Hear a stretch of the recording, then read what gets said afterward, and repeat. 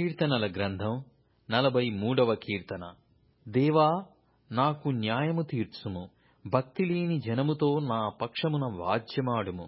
కపటము కలిగి దౌర్జన్యము చేయువారి చేతిలో నుండి నీవు నన్ను విడిపించెదవు. నీవు నాకు దుర్గమైన దేవుడవు, నన్ను త్రోసివేసితివేమి? నేను శత్రు బాధచేత దుఃఖాక్రాంతుడనై సంచరింపనేలా? నీ వెలుగును నీ సత్యమును బయలుదేరజేయుము, అవి నాకు త్రోవ చూపును. అవి నీ పరిశుద్ధ పర్వతమునకును నీ నివాస స్థలమునకును నన్ను తోడుకొని వచ్చును.